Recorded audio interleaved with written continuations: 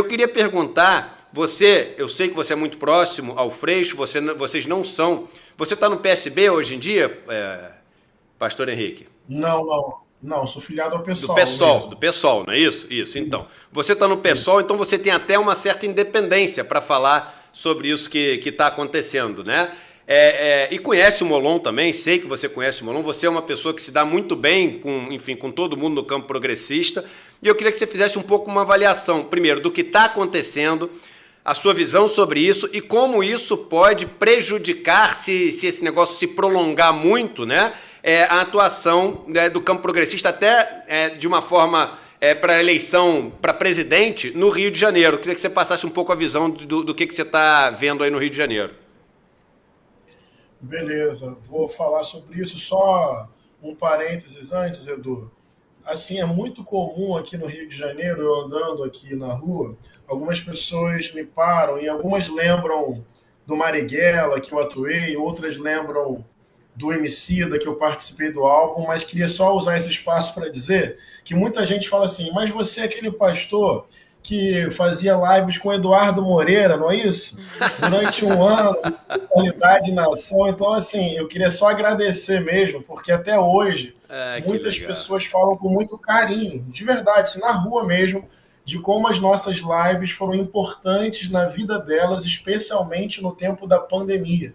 Então, até hoje, eu ouço testemunhos muito bonitos, assim, de pessoas que foram consoladas e fortalecidas por aquele bate-papo nosso. Queria te dar publicamente esse Oh, que feedback e especial. falar da importância da sua vida e daquilo que você mobiliza para muita gente. Siga firme, você é muito precioso. Obrigado. Sobre Rio de Janeiro. Que xadrez complicado, hein, amigo?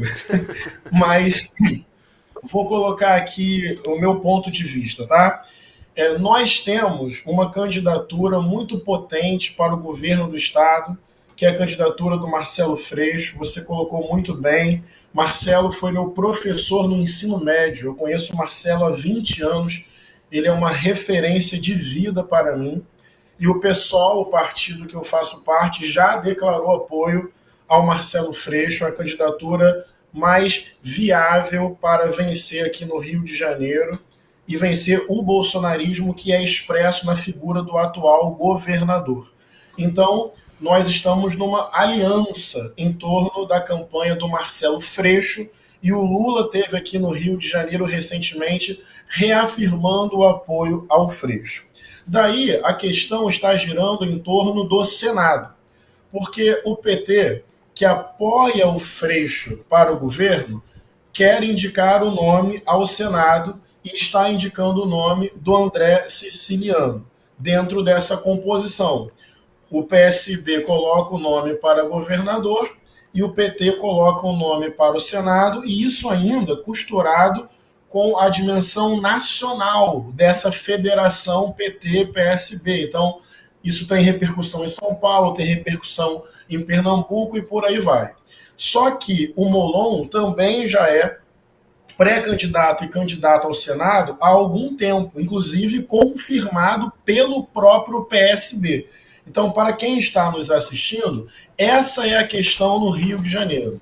Quem será o candidato ao Senado dessa federação? Ou se haverá duas candidaturas diferentes? O problema está localizado aí.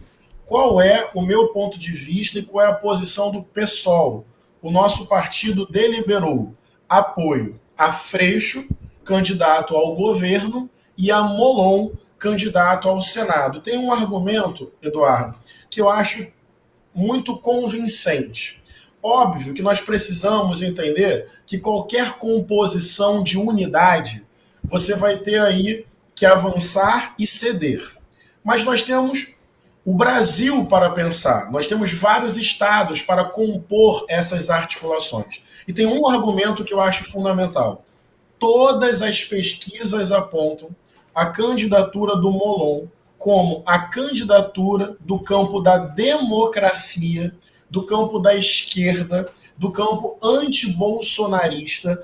É a candidatura mais viável, é a candidatura com fôlego, é a candidatura com amplo apoio de diversos segmentos da sociedade. É a candidatura que em algumas pesquisas aparece um pouquinho atrás do Romário e em outras pesquisas já aparece em primeiro lugar. Então, dentro desse princípio, o que é mais responsável agora? O que é mais viável agora? O que é mais possível agora? Para eleger pessoas do campo democrático e enfrentar o bolsonarismo, por esse aspecto de maturidade para vencer, eu não tenho a menor dúvida, esse é o meu posicionamento, que o nome do Molon é o campo mais identificado com a pauta da democracia, com a pauta da esquerda, que tem maior capacidade de articulação e mais viabilidade de ganhar. Então, o que nós estamos defendendo é que seja possível essa composição no Rio de Janeiro, Freixo candidato ao governo, Molon candidato ao Senado. Cris. Eu queria aproveitar aqui a presença do pastor, professor Henrique, e entrar num assunto que é absolutamente chave nessa campanha. Estou falando da campanha nacional, que é a questão do voto na população evangélica, que é extremamente diversa. A gente costuma falar, assim, resumidamente, os evangélicos, né? E existem dezenas de igrejas, de crenças, de vertentes, etc. O que eu queria te perguntar, Henrique, é o seguinte: quando a gente vê a primeira-dama, Michele Bolsonaro, com uma atuação cada vez mais evidente, né, quase que uma pastora, ela se coloca, quando ela fala, né, como uma guia espiritual, né, como foi na convenção, como foi no vídeo que vazou recentemente, eu queria entender o impacto que essa atitude dela tem nesse segmento tão diverso dos evangélicos, porque eu imagino que isso tenha repercussões diferentes, a depender de que setor evangélico a gente está falando. Era isso que eu queria entender melhor. Perfeito, muito obrigado pela pergunta e pela compreensão que você já apresenta sobre a diversidade do campo evangélico. Então, sobre a atuação da Michele Bolsonaro. A sua percepção me parece correta. Determinados setores vão ver nessa linguagem uma identificação. Isso vai reforçar o apoio que determinados setores evangélicos dão a Bolsonaro. Eu não sou ingênuo. Eu não vou desconsiderar que essa linguagem, essa estética, essa forma de relacionar fé e política ganha certa capilaridade e significativo apoio dentro do campo evangélico. Isso é verdade. E esse tipo de manifestação da Michele Bolsonaro tende a confirmar determinado apoio de parte do segmento evangélico. Mas você pegou muito bem a ideia, na minha opinião. O campo evangélico não é um bloco coeso. Cada vez mais também o inverso acontece. Cada vez mais, dentro do campo evangélico, tem uma percepção que é a seguinte: isso não tem nada a ver com o evangelho. O que adianta fazer culto?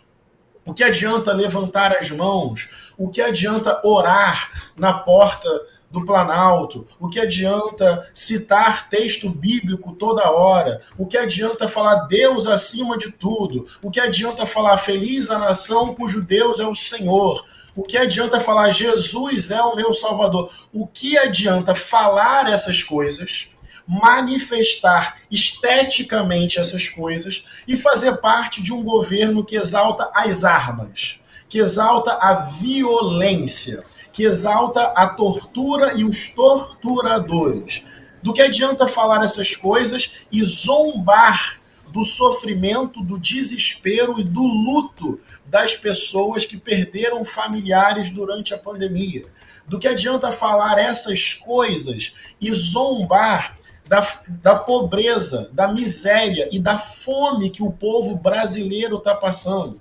Do que adianta falar Deus acima de tudo e exaltar mais fuzil do que arroz e feijão? Então, atenção, cada vez mais tem pessoas no campo evangélico dizendo o seguinte: do que adianta fazer essas coisas proclamar essas palavras, levantar as mãos aos céus, se na prática a política desse governo é de ódio, é de crueldade, é de maldade, é de indiferença completa ao sofrimento do povo brasileiro. Então as pessoas olham para essas manifestações e começam a ficar cada vez mais assim, olha, isso é estranho, isso não tem ética, isso não tem compromisso verdadeiro com a dignidade humana.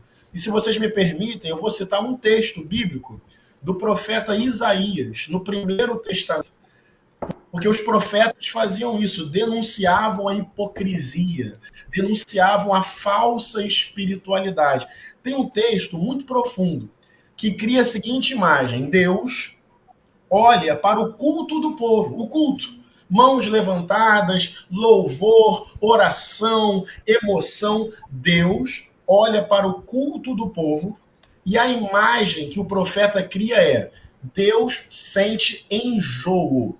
Deus sente náusea, a imagem que o profeta constrói. Porque naquele culto tinham mãos cheias de sangue. Então Deus olha para aquele culto e diz: do que adianta esses louvores, essas orações, esses sacrifícios e essas ofertas, se essas mãos levantadas estão cheias de violência, cheias de injustiça, cheias de opressão contra o povo? Deus rejeita o culto e, segundo a denúncia do Isaías, Deus sente mal-estar diante daquela assembleia religiosa hipócrita, violenta, escondendo um monte de maldade e perversidade. E Deus diz: vai primeiro, está lá no texto bíblico, vai primeiro cuidar, defender o direito do órfão e da viúva. Depois vem aqui prestar culto. Numa sociedade de economia patriarcal, órfão e viúva são imagens do povo empobrecido, do povo explorado, do povo vivendo ali no limite, na busca do pão de cada dia. O que o texto bíblico está dizendo é que Deus olha para aquele culto e diz: vai primeiro defender o povo, vai primeiro repartir o pão, vai primeiro socorrer quem precisa, vai primeiro encher o seu coração de compaixão, de bondade, vai primeiro promover justiça, depois vem aqui levantar as mãos aos céus. Eu, quando olho esses cultos que giram ali em torno do Palácio do Planalto, me permito dizer, com humildade e coragem, que essa profecia de milênios atrás se atualiza para o Brasil de hoje. Eu não tenho medo de dizer, o bolsonarismo é um projeto de morte, é um projeto violento, é um projeto destruidor, é um projeto de glorificação da violência, é um projeto que naturaliza a maldade, que faz do ódio uma política, que faz da política uma prática de ódio. Eu não tenho medo de dizer que o bolsonarismo é diabólico. E quando eu falo diabólico, não é pensando num ser com chifres, não. É pensando no sentido dessa palavra. Aquilo que ilude, aquilo que ludibria, aquilo que falsifica, aquilo que destrói, aquilo que aniquila, aquilo que mata. Então, na verdade, essas manifestações da Michelle Bolsonaro, para mim, são isso. Cultos vazios. E eu não estou sondando o coração das pessoas, não. Mas eu estou vendo o fruto. Pelo fruto nós conhecemos. O fruto do projeto deles é morte. Então o culto deles é vazio, é em vão, é diabólico. Edu. Deixa eu fazer uma pergunta, mais uma curiosidade. Não sei nem se você tem essa resposta, mas que eu tenho, que a gente fica aqui, né, analisando Cristina, Vivian. Porque o pastor da Igreja Universal, o pastor da Assembleia de Deus, porque tem um grupo que está junto, tem um grupo aqui que não é tão próximo. Como é que é o tamanho disso, Henrique? Assim, qual... A gente está falando, sei lá, Igreja Universal e Assembleia de Deus, a gente está falando de 80% dos evangélicos do Brasil ou de 20%? Como é que, entendeu? Só para a gente ter um pouco de dimensão do que significa essa turma estar ali junto. Para qual percentual da população evangélica no Brasil o Bolsonaro fala hoje assim com muita influência? Olha, Edu, eu acho que tem indicadores diferentes que podem nos ajudar a chegar ao entendimento sobre a sua pergunta. Por exemplo, segundo o último censo do IBGE, dentro do chamado campo evangélico, o que mais cresce é o campo não denominacional. Então, no último recorte, não é a Universal que mais cresce, não é a Assembleia de Deus que mais cresce, não é nenhuma denominação a que mais cresce. O campo evangélico hoje cresce mais nas chamadas igrejas não denominacionais. Em outras palavras, vamos pensar aqui, um grupo de pessoas na afinidade ali da fé em Jesus aluga um galpão, aluga uma garagem, aluga uma loja comercial, coloca ali uma placa, Igreja Deus Vive, Igreja Jesus Ama Você. Esse grupo entra ali, aluga aquele espaço, começa a se organizar, culto domingo de manhã, culto quarta-feira à noite, célula de oração, culto da família, pronto. Temos mais uma igreja evangélica no Brasil. Ela é batista? Não. Ela é presbiteriana? Não. Ela é Assembleia de Deus? Também não. Ela é mais uma igreja evangélica no Brasil. Segundo as últimas pesquisas, é esse fenômeno popular, não denominacional, que mais cresce dentro do segmento evangélico brasileiro. Outro indicador que eu posso te mostrar são as pesquisas de intenção de voto para a presidência da República. Eu acho que nos dá aí um parâmetro que nos ajuda. Há 2 meses atrás, Bolsonaro e Lula estavam empatados tecnicamente na casa dos 35%, 38% das intenções de voto, considerando a margem de erro, empate técnico. As últimas pesquisas que eu vi, de fato, demonstram Bolsonaro alargando essa distância. Isso é de fato verdade. Mas Lula, nesse momento, continua na casa dos 30%, 35% das intenções de voto. Então, repare, Edu, tem lentes diferentes para tentar compreender essa realidade. Mas onde eu quero chegar, se vocês me permitem, posso só concluir esse raciocínio? Eu não sei se eu estou falando muito, estou em dúvida. Porque Edu sabe que quando eu me empolgo, a gente vai até meio-dia, né, Edu? Com 1 ano de casa, você tem o Golden Share, você tem a ação de ouro aqui, tu faz o que tu quiser com o programa, vamos com tudo. Não, vamos lá, meu irmão. Inclusive, saudade de você. Vamos lá. O que eu quero dizer é o seguinte, olha só, mesmo as pesquisas que mostram Bolsonaro conseguindo se afastar do Lula, não colocam o Lula com menos de 35% das intenções de voto. Por que isso é emblemático? Intenção de voto não quer dizer que quem vota em Bolsonaro é um fascista programático e quem vota em Lula é de esquerda socialista. Não quer dizer isso. Mas intenção de voto é uma variável que nos ajuda a entender alguns comportamentos. Onde eu quero chegar e o que eu quero concluir? O campo evangélico, ele tem um conservadorismo dominante? Tem sim. Tem lideranças evangélicas hoje com muito poder político, econômico, midiático e televisivo e usam esse poder para atacar o povo e a democracia, os direitos humanos? Tem também. Esses segmentos têm projeto de poder para o Brasil? É verdade. Esses segmentos têm apoiado sistematicamente o governo destruidor e diabólico de Bolsonaro? Também é verdade. Então, repara, eu reconheço tudo isso. Ao mesmo tempo, o campo evangélico é plural, ao mesmo tempo, quase 40% dos evangélicos indicam voto no Lula, ao mesmo tempo, o campo evangélico é uma parcela da classe trabalhadora, explorada e empobrecida desse país. A maioria ganha até um salário mínimo, a maioria é de mulheres, a maioria é de pretos e pardos, portanto, da população negra. Onde eu quero chegar e o que eu quero concluir? Não podemos entregar o significado do campo evangélico nas mãos do Bolsonaro e do bolsonarismo. Esse é o ponto, Edu, que é talvez a tarefa da minha vida nesse tempo histórico. Reconhecer o peso sangrento do fundamentalismo religioso cristão na história e do fundamentalismo evangélico, especialmente no presente. Mas eu quero muito alertar.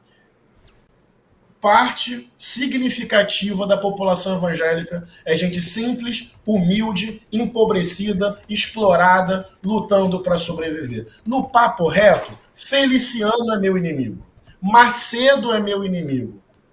Crivella é meu inimigo, Malafaia é meu inimigo, mas o povo pobre, trabalhador, com Bíblia debaixo do braço e falando de Jesus, com essas pessoas eu quero estabelecer diálogo, com essas pessoas eu quero conversar. Se a gente entrega o conceito cristão para a direita e para a extrema-direita, temos um problema. Vamos perder diálogo com parcela pobre, feminina e negra da classe trabalhadora e explorada, empobrecida desse país. Combater o fundamentalismo, sim, sem 1 milímetro de recuo. Dialogar com a religiosidade do povo, sim, também. Porque só com esse povo cheio de fé que a gente vai enfrentar o fundamentalismo, derrotar Bolsonaro e construir um projeto de país justo, solidário, fraterno e amoroso. Espetacular, meu irmão. Espetacular. Cris, você quer falar uma última palavra para o pastor antes da gente se despedir dele? Eu quero agradecer ter participado dessa entrevista e ter ouvido todos esses esclarecimentos que o Henrique trouxe para a gente. É um segmento da população que a gente conhece pouco e nada como ouvir alguém que tem inserção, que conhece e que traz esses esclarecimentos. Obrigadíssima, Henrique. Pego carona no seu agradecimento também, viu, Cris? Porque realmente foi incrível te ouvir mais uma vez. Quero agradecer também, te desejar um ótimo dia, Henrique. Obrigada e que você possa nos visitar em breve aqui no ICL. Obrigada, bom dia para você e bom dia para você também, Cris.